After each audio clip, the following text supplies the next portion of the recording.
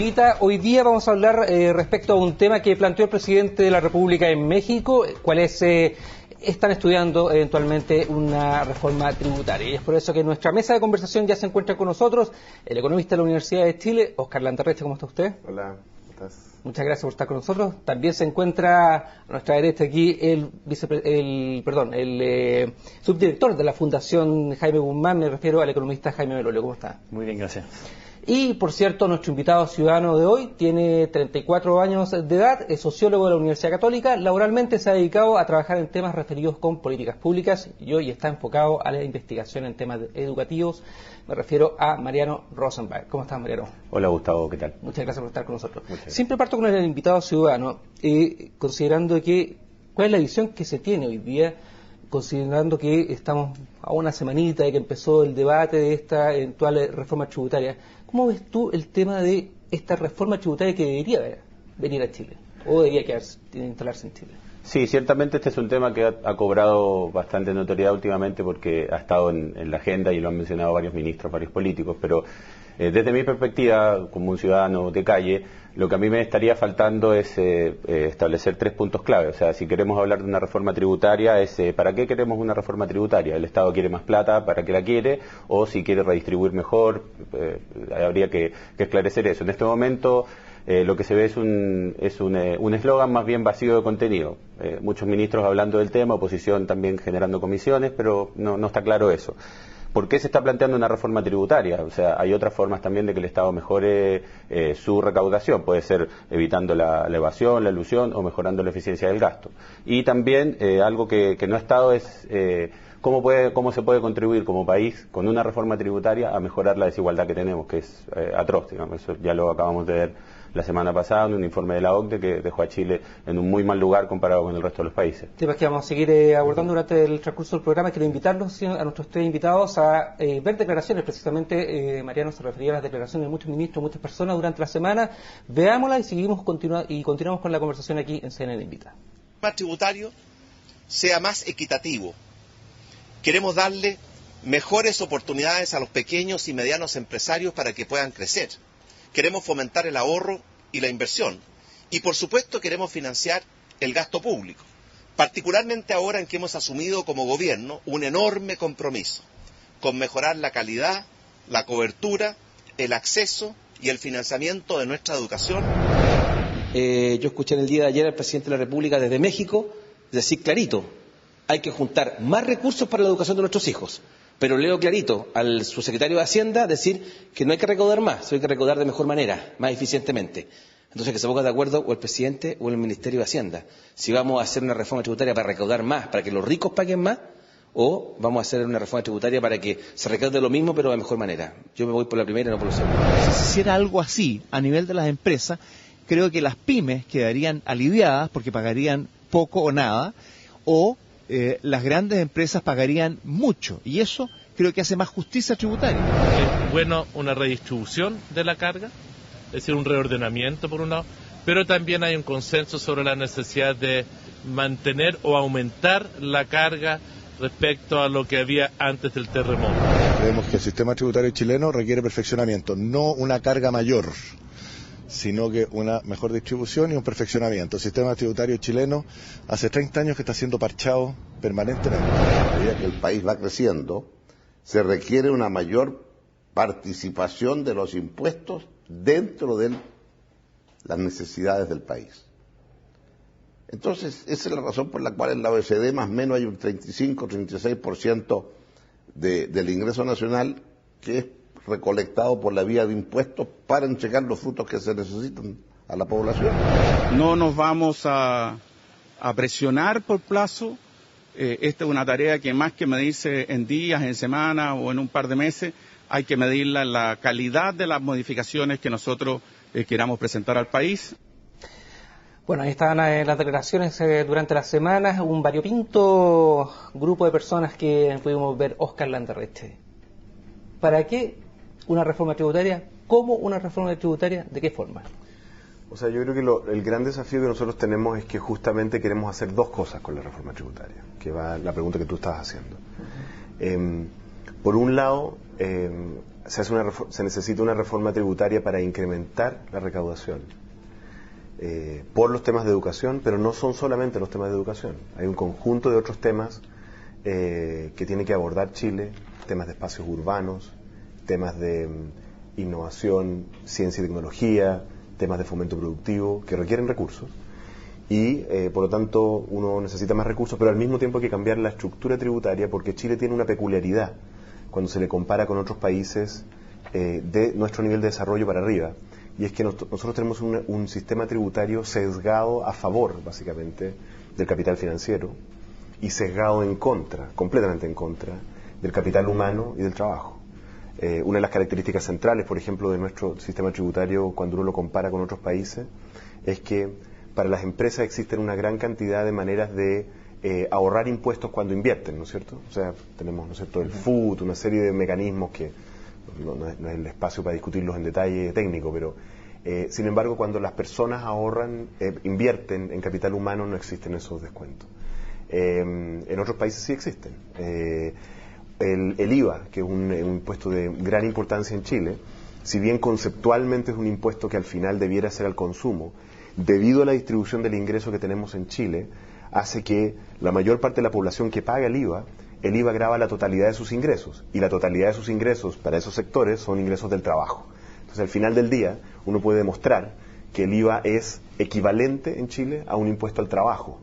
El IVA es 19%, el impuesto a las empresas que sirve como crédito para el impuesto al... 19% que pagan tanto los que ganan 10 millones de pesos como los que ganan 100 mil pesos. El cartonero de la calle, ¿no es cierto? Entonces, y en cambio el impuesto a las utilidades de la empresa, que sirve como crédito para el impuesto, digamos, a la renta que después ellos pagan los empresarios, es 17, ¿no es cierto? Y sabemos que el promedio de impuestos que pagan después, cuando usan el crédito, es 16, ¿no es cierto? Entonces, al final, si uno hace el análisis, hay gente que lo ha hecho en forma mucho más seria que yo, descubre que el sistema tributario chileno está sesgado en contra del trabajo, a favor del capital, y tiene un reflejo muy simple. Hay un estudio de un experto tributario que está ahora en la CEPAL, se llama Michel Jorrat, ¿no es cierto?, con un equipo, que usaron datos que son difíciles de acceder, porque son datos internos de impuestos internos cuando ellos trabajan ahí, para ver cuál es el efecto del sistema tributario chileno sobre la distribución del ingreso, y es regresivo. O sea, Chile tiene, a diferencia de todos los países de la OCDE, demostrablemente, digamos así, con los datitos, digamos,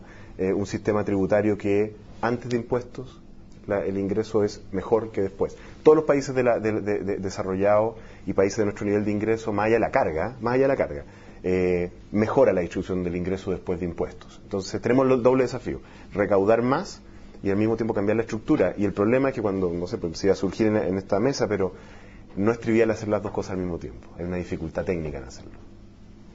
Jaime.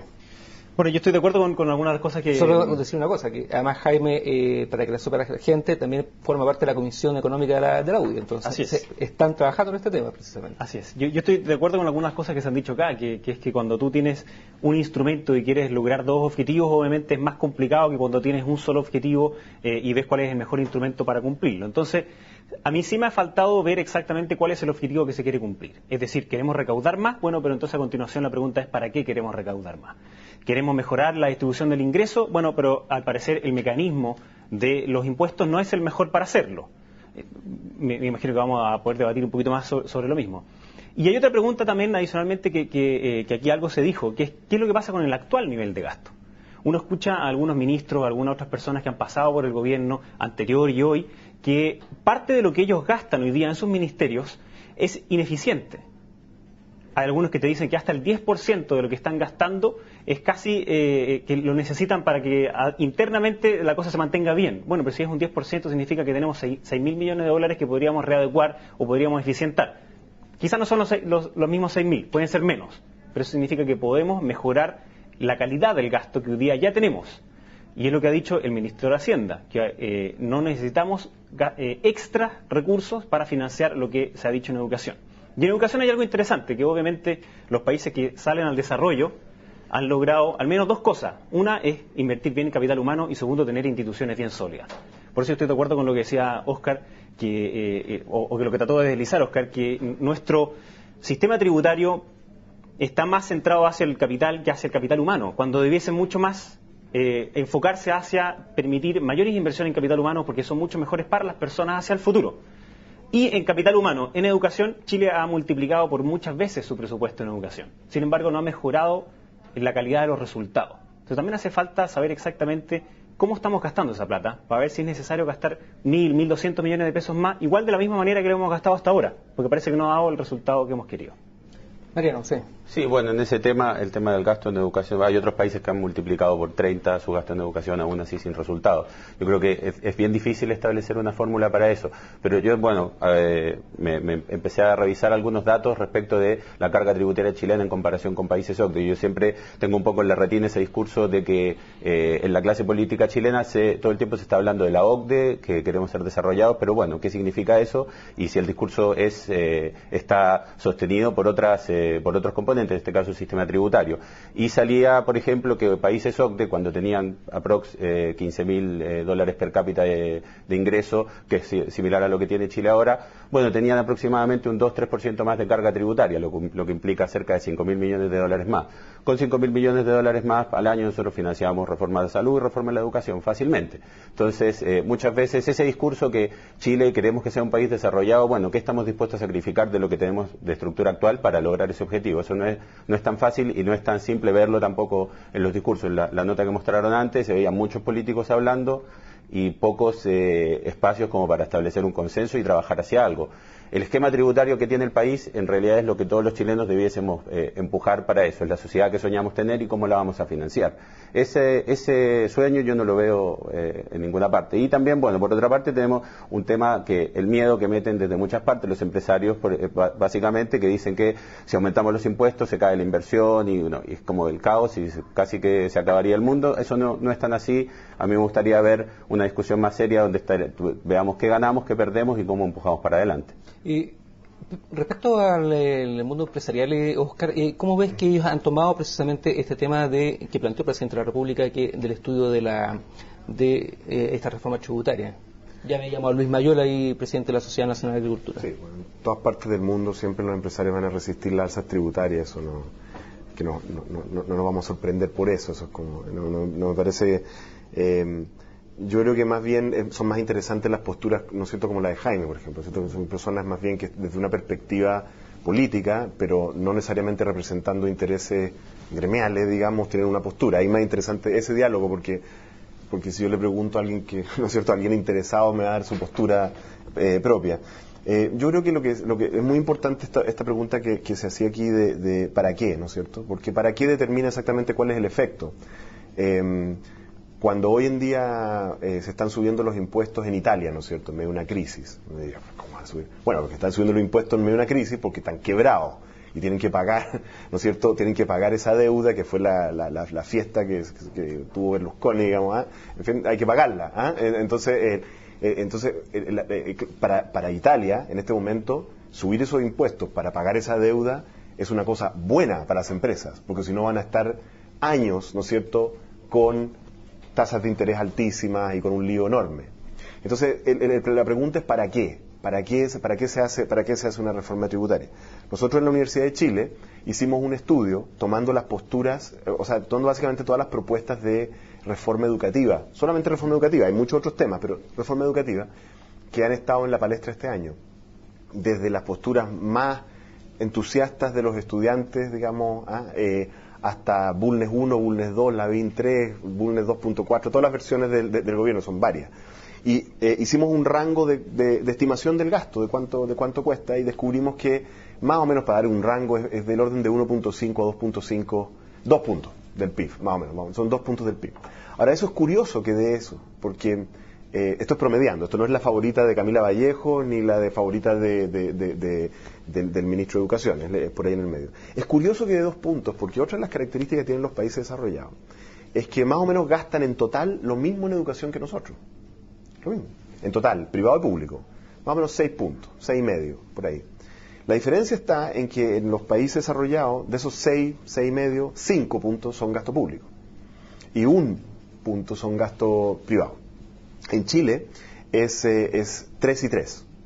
Entonces, básicamente los 2 puntos que nos dan, que son como más o menos las propuestas que están dando vuelta, simplemente nos pondrían básicamente al día con Estados Unidos, digamos. O sea, ni hablemos de Escandinavia. Entonces, esas son las razones por las cuales se necesitan más recursos. Ahora uno dice, ¿cómo uno garantiza que esos recursos se gasten bien? Bueno, por supuesto, que uno no es llegar y tirarle plata a los problemas, digamos. Pero ¿cómo se rediseña también el sistema? Pero es que hay un tema muy importante. Yo no sé si ustedes son jugadores de póker. ¿Tú eres jugador de póker? ¿No? A veces. ¿A veces? Sí, jugador de póker, ¿no? La UDI son buenos para jugar a póker, ¿no? ¿No es cierto? Una de las cosas centrales en el póker es que nadie muestra sus cartas hasta que no ponen las lucas arriba de la mesa. Nadie. O sea, uno puede ponerse a hablar todo lo que quiera respecto, por ejemplo, del estatuto docente, o poner un tema espinudo, o de cualquier otro tema, digamos, público complejo. Y eso no se va a mover hasta que uno ponga las lucas arriba de la mesa. Eso es así, eso es una ley de la vida que jugamos, que vivimos todos los que nos sentamos en una mesa de póker. Por lo tanto, no es necesariamente cierto esto como el huevo y la gallina, o sea, poner las lucas o reformar el Estado. Ponerlo en el Estado, lo que muestra la experiencia internacional es cuando se han hecho estos big push, digamos, de esfuerzo público, se hacen las dos cosas al mismo tiempo, porque una enfuerza a la otra. El hecho que tú estás colocando las lucas arriba de la mesa te permite hacer las reformas, y el hecho que tú estás haciendo las reformas justifica ante la ciudadanía que tú puedas conseguir los recursos. Entonces, ese es un desafío político mayor. Entonces yo ahí tengo un pequeño desacuerdo mío, pero esto es de la facilidad que uno le da a tener en la universidad, digamos, con esto de que vamos a plantearnos una reforma tributaria sola. Yo no creo en eso. Yo creo que hay que hacer una reforma tributaria y posiblemente crear una reforma tributaria aún más agresiva de la que se está discutiendo. Pero eso no funciona si no va atado a un conjunto de otras reformas que permiten que esos recursos se usen bien y que justifiquen además el uso de los recursos. Jaime. No, lo que pasa es que es difícil, como la teoría del salame que se dice, ¿cierto? Que uno va haciendo como los cortes chiquititos para al final ver qué es lo que pasó. Lo mismo que tiene que ver con los temas políticos, cuando uno ve que hay distintos cambios chiquititos, digamos, en algunos de los incentivos que tienen hoy día los políticos o el proceso político, al final a uno le cuesta ver cuál va a ser el equilibrio final. Y por eso que a veces es mejor hacerlo completo, hacer una reforma como un paquete completo. Pero yo quiero volver de nuevo al punto que todavía no sabemos, es que lo que queremos es aumentar la recaudación, o al menos hay distintas posturas, pero el gobierno no ha tomado necesariamente la definición de si quiere aumentar la recaudación o si quiere mantener la recaudación, pero cambiar internamente. Por lo menos la oposición está planteando la necesidad de que hay que aumentarlo. Entonces, ahí la pregunta es para ellos, ¿para qué? Aquí Óscar ha dicho que efectivamente quiere financiar algunas otras cosas. De nuevo habría que preguntar cómo financiamos esas cosas y cómo efectivamente hacemos que esas cosas adicionales que queremos financiar vayan a cumplir el efecto deseado. Y hay otra cosa que ha dicho otro tipo de personas, ¿cierto? Que es que no necesitamos más dinero, sino que necesitamos que se recaude de manera más equitativa. Por ejemplo, que las empresas paguen más, pero las personas paguen menos, que se bajen algunos tributos, que se acaben algunas cosas que, no sé, hay algunas personas que no pagan IVA en algunas cosas que podrían dejar de pagarlo, otras exenciones que tienen algunas empresas u otras personas, etcétera. Retomemos nuevamente contigo, después de la pausa, volvemos con Jaime Belolio, que va a seguir hablando un poco respecto a las personas, que me quiero detener también en ese punto que es muy importante. Volvemos en un minuto.